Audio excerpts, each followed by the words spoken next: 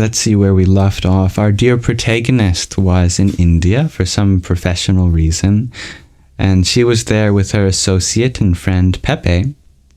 Pepe, a kind soul, had been taking care of some abused children, but they had actually been kidnapped by their parents and returned to their abusive home, and this really upset Pepe and our dear protagonist. May this reading relax your mind and awaken your heart. That night, Pepe and I lounged on canvas deck chairs on the roof of the warehouse. I nursed the lass of the brandy, and he pulled deeply on his hookah. He swore that he'd only packed a fragrant blue mint tobacco, but I suspected that it was laced with strands of hashish.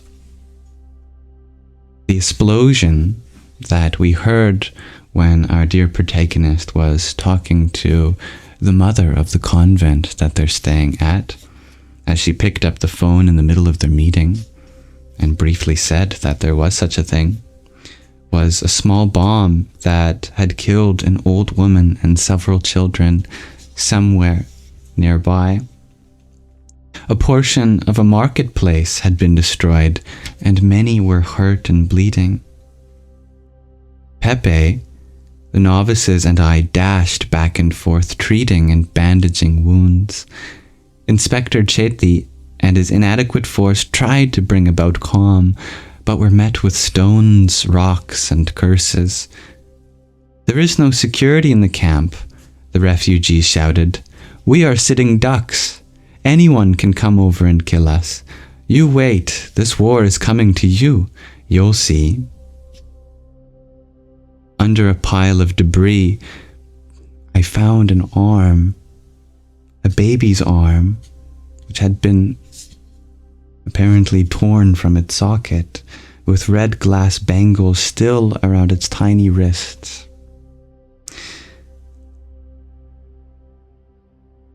"I teach the girls to dance," Pepe said suddenly.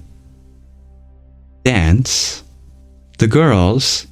How could they dance when they could barely walk?" I reached over to touch his puffy, discolored face. He winced. "If they dance, they speak," he said. We stayed silent in the eerie quiet and let the miracle of a cool breeze drift over us. "Ah, mi querida," Pepe said lazily. "What happened at that conference? Why you come back so early? Some hanky-panky, no?" I stared up at the melancholy moon. "I did meet someone," I said dreamily. "We talked." "Talk? No touch?" "No touch." But his words were caresses. "Ah, sí, that is so beautiful, mi amor." He shifted slightly to remove a piece of charcoal and drop it into the bowl. "What do you talk about?" he asked, inhaling deeply. "Preparation," I said. "For what?" he asked. "For immortality," I replied. "Ah, that's so beautiful, mi amor," he said. The hash was beginning to take effect, mostly on him, but I was also succumbing to a satisfying vapor. Did I say vapor? Torpor. I'm not familiar with this word. Anyway, he said I was not prepared. "For what?" he said. "To learn the secret of immortality.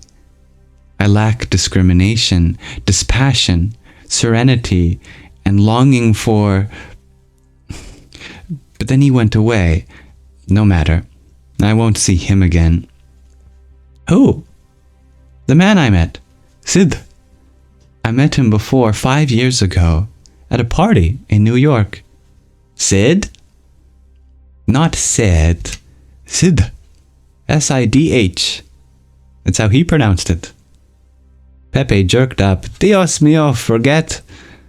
"A man came. Name is Harry. You know him?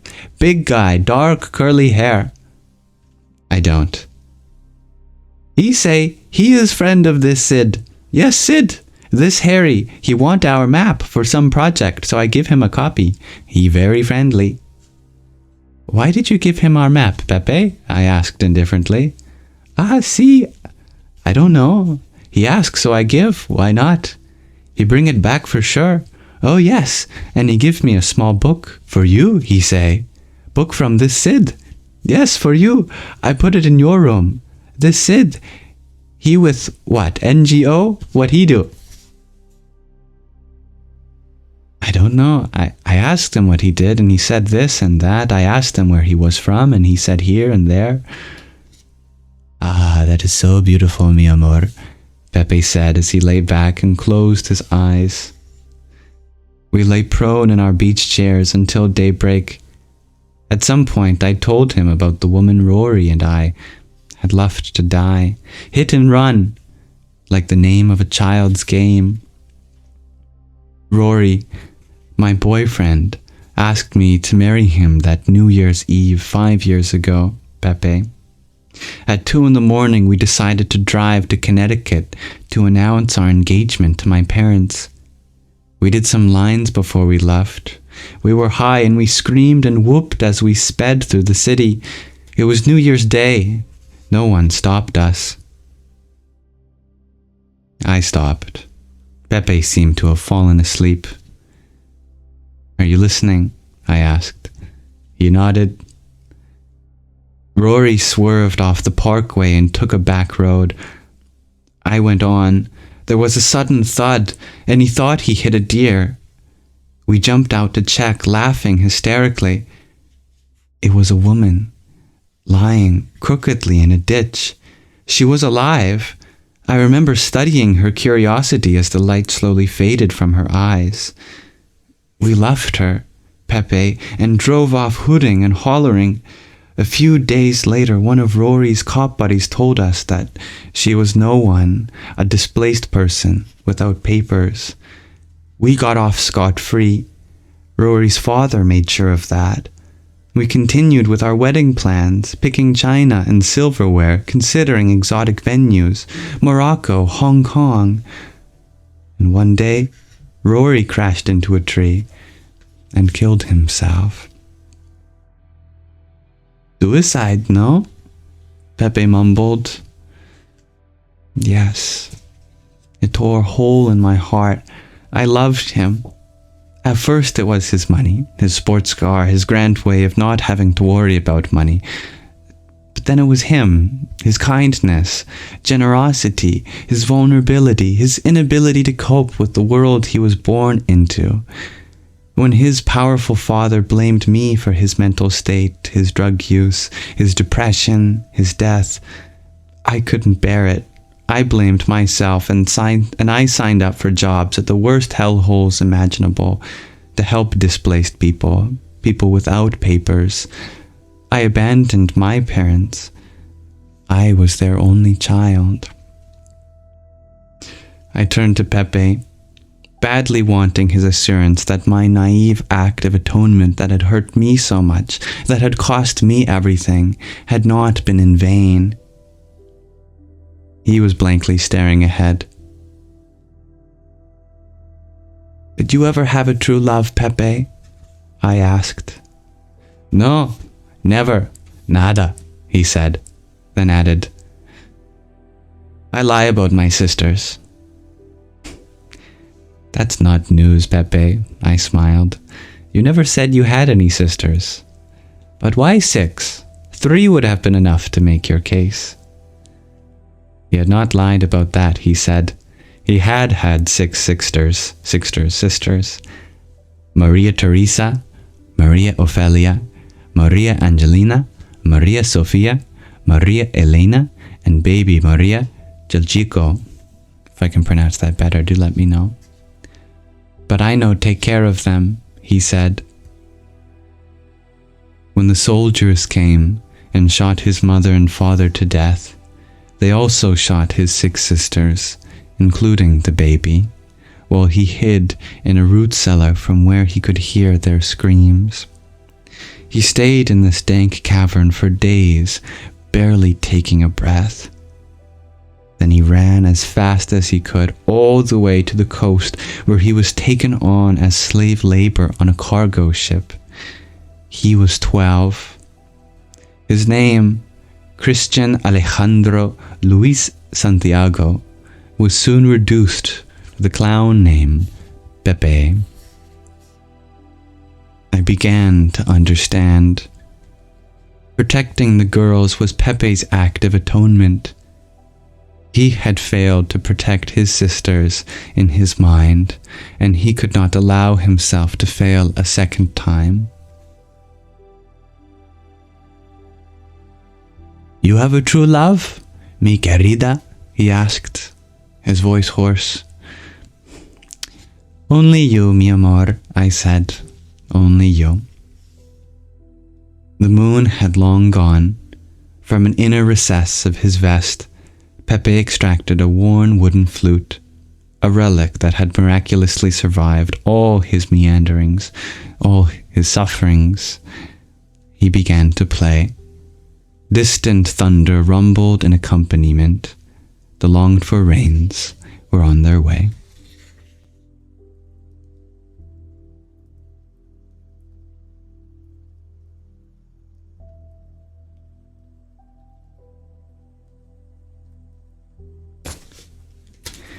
In between this chapter and the next, there is the spiritual layer of this story, briefly expounded in a short paragraph. On that warehouse roof, the divine Sri Krishna, simple, big-hearted Pepe in this yuga, this eon, played for her, the Divine Mother, his fingers flying to and fro, delving into ragas of rain, of morning dew, of night, of summer breezes, hoping that she would remember. But his divine playing that could stir the heavens had no effect. He varied his repertoire, even throwing in a lively Irish jig to cheer her up, but her thoughts were elsewhere. An old wound had opened, throwing her into deep despair. When tears clouded her vision, Sri Krishna, Lord of Love, with a slight smile, set his flute down. She was not to be swayed by a little flute playing, however majestic. She would find her own way. She would insist on it.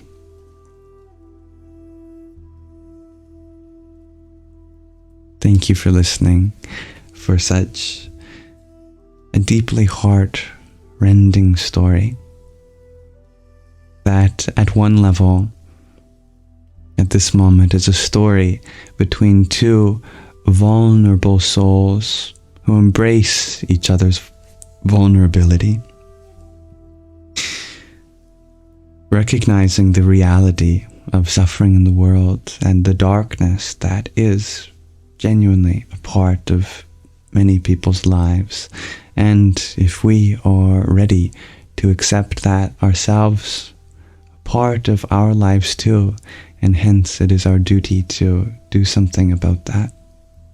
But at another level, it is an ancient story, incarnating again every age, of the divine coming into being through all of us, in order to rediscover its true nature.